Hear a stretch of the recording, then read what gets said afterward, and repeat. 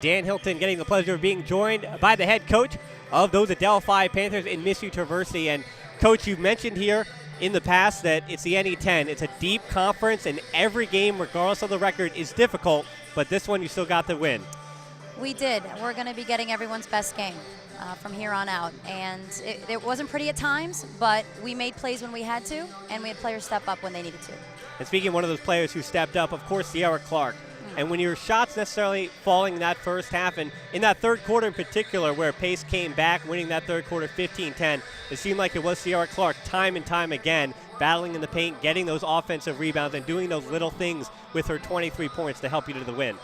Yeah, we moved Clark around in the offense. We took her from the low post to the high post, and she knocked down some 10 to 12 footers for us. Also, Niaja Morgan, she got us some offensive rebounds in that fourth quarter, which was huge. So, yeah, I mean, we did what we had to do against their 2-3 zone. And as you continue to work through that conference play, we saw in that last game against Assumption, even if it was a loss breaking a 14-game win streak, still Morgan, Fakula, those were those big players. And how important is Morgan, Fakula, and those players that you choose to bring off the bench going to be the deeper you get? It's vital.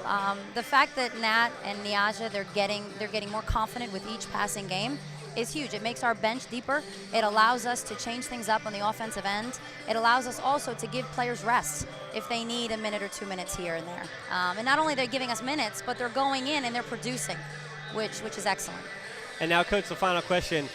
Now on Saturday at home, and then going out on the road, as you only now have 6 games left, up by 2. And I know you don't think too much about the numbers. Each game is a game that you've got to win, and it's always, again, the next game up. For a player like Callie Balfour, and again, another senior in Sierra Clark, as their leadership does kind of reach its pinnacle at the proper time, and do you want your team, of course you want them playing at their best as we get to the end, but what are some of the things that you expect to see from them as you try to fight through these final games, preparing yourself for the conference tournament?